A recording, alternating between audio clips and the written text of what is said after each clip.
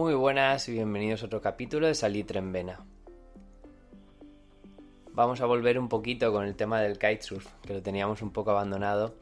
Y la verdad que tenía ganas de hacer este podcast, pero claro, quería que hubiese una evolución, como he dicho varias veces en el podcast, un poco lógica y fuésemos de menos a más, sobre todo en movimientos un poco más técnicos, ¿no? Hoy vamos a hablar sobre cómo comenzar a saltar en el kitesurf. Creo que es algo que todo el que entra en el deporte está deseando desde el primer día y sin duda realmente no es una maniobra difícil, pero con una progresión correcta pues es verdad que podemos ahorrarnos más de un susto, ¿no? Vamos a intentar desglosar todo lo que podamos esta maniobra y sobre todo que entendáis el por qué se salta, cómo se salta y qué es lo que nos ayuda a saltar más y mejor. Al final pensad que es una maniobra muy sencilla, pero en sí es una maniobra que nos puede ayudar a incluso resolver algunas situaciones, como por ejemplo pasar una rompiente, ¿no? Entonces, bueno, vamos a intentar, como os digo, desglosar de la mayor forma posible este movimiento. En primer punto, yo os recomendaría tener un muy buen control de cometa sin mirarla. Es decir, nosotros cuando saltamos ya, digamos, estamos más enfocados en ver un poco la altura en la que estoy, nos gusta mirar la barra, nos gusta mirar un poco el horizonte, ¿no? Y en fin, no nos fijamos en la cometa una vez hemos saltado. Entonces, yo os recomendaría, como os digo, que tengáis muy buen control, que sepáis una vez hemos despegado del agua controlar la cometa, etcétera, ¿no? Al final el típico error es no controlar aún bien la cometa y entonces al pegar el saltito perder el control de la cometa totalmente o, bueno, básicamente matarnos porque la cometa sale disparada, nosotros detrás de ella y bueno, como os digo, tener muy buen control del kite. En segundo punto, que os recomendaría mucho, es controlar bien los rumbos de navegación. Es decir, con vuestro Twin Tip, imagino que todos navegaréis al principio con Twin Tip y con esto comenzaréis a saltar. Controlar el rumbo de ceñida, todo lo que podáis, controlar el ir dejando la tabla un poco más plana para navegar al través e incluso controlar bien la navegación al largo, que es ir bastante más a favor de viento, dejándonos ir con la cometa, ¿no? Esto nos va a dar mucha soltura en resolver la situación antes y después del salto. Pensad que por lo general cuando vamos a realizar un salto, el primer rumbo que solemos llevar es la ceñida, nos dejamos caer un poquito, digamos, al través, ceñiremos otra vez muy fuerte para salir hacia arriba y aterrizar, ¿no? El caso, ahora explicaré un poquito mejor cómo funciona, pero pasamos de dos rumbos diferentes a luego cuando aterrizamos navegar totalmente al largo. Entonces un punto muy importante es tener un buen control de los rumbos y buena posición en la tabla para cuando tengo que ir cambiando estas posiciones del cuerpo, pues controlarlas lo máximo posible, ¿no?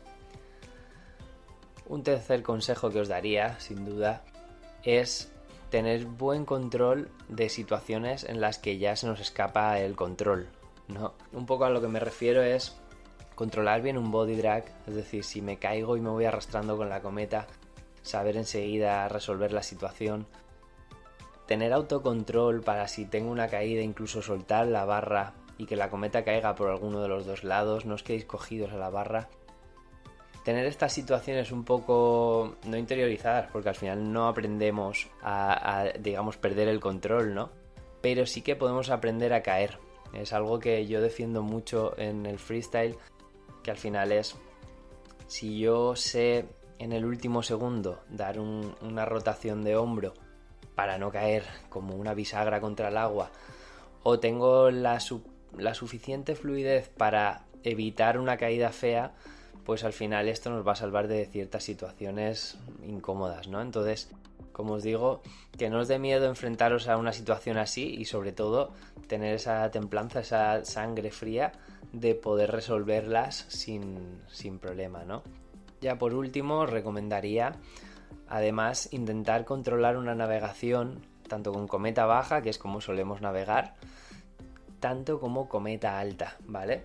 Al final pensad que el inicio de un salto suele ser con la cometa algo más alta de lo que solimos ir navegando, y esto nos invita a irnos a favor de viento y un poco perder el rumbo que solíamos llevar, ¿no?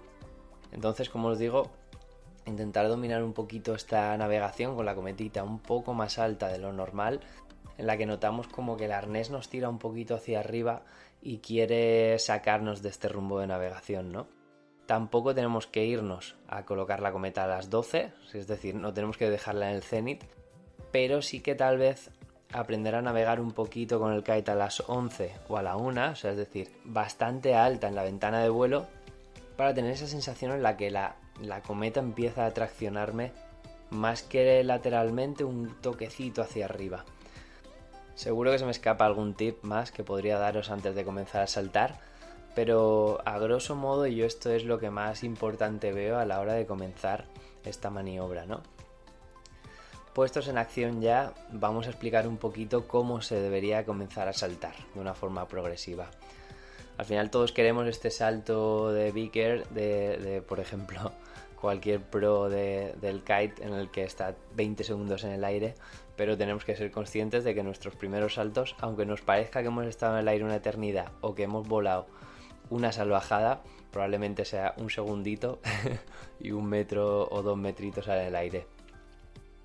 Pero bueno, por ahí se empieza. El caso es que vamos a intentar ir lo más tranquilos posible y ir progresando en el salto lo más tranquilos posible. Como os decía al principio, el movimiento del salto nace desde, digamos, un contrapeso que ejercemos muy fuerte a la cometa. Es decir, nosotros iremos navegando en ceñida. Lo que tenemos que ir consiguiendo es subir poco a poco el kite hasta, como os he dicho antes, las 11 o la 1, y que esta tracción que comienza a ver hacia arriba yo me deje ir a favor de ella un poquito, y al cruzar la cometa de las 11 o la 1 a las 12 yo, digamos, ciña todo lo fuerte que pueda para ejercer una contrafuerza a la cometa. Esto lo que va a hacer es, digamos, levantarnos hacia arriba, ¿vale? Entonces, realmente esta es la base del salto. Saltéis más o menos, realmente la base es navegar con el kite relativamente alto, cruzarlo a las 12 e intentar que de forma simultánea la fuerza de la cometa que tracciona hacia arriba encaje al momento en el que yo, digamos, ciño fuerte contra la cometa, ¿no? Esto lo que hará es levantarnos como si fuese un péndulo. ¿Qué debo hacer en ese momento? Yo, cuando ya he subido un poquito, he salido del agua, tendremos que intentar mantener el kite en las 12 con la barra lo más estabilizada posible. Es decir, un error muy típico que comentemos aquí es sobrepotenciarla más de lo que debemos. Al final es un gesto natural, es decir, tiro de la barra hacia mí todo lo que puedo para no matarme, pero realmente no es lo mejor, a no ser que tengamos la cometa trimada para poder llevar la barra cerca de nosotros. Pero tampoco suele ser lo normal, ¿no? Entonces, como digo, tenemos que intentar hacer este pequeño saltito e intentar llevar la barra lo más centrada posible para que el kite, digamos, no colapse y no pierda su fuerza, ¿no? Para el que no sepa qué es colapsar, al final la cometa tiene una posición natural en la que yo subo o bajo la barra, y si tiro de más de la barra, lo que voy a conseguir es que la cometa, digamos, la parte de atrás esté tirando demasiado, las líneas de tracción tiren demasiado, y eso incluso haga que mi cometa recule. En ese momento lo que tengo es una pérdida de potencia total. Entonces, claro, si esto nos pasa en el aire, pues evidentemente caeremos en bloque, la cometa reculará en la ventana de vuelo y además saldrá disparada y nosotros detrás de ella. Entonces, como os digo, es muy importante el control de su potencia en el aire.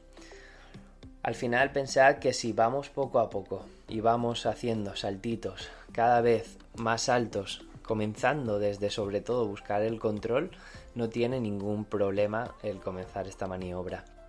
Al final, como os digo, los típicos fallos es querer, conforme estamos ciñendo, cruzar la cometa por arriba y salir disparados.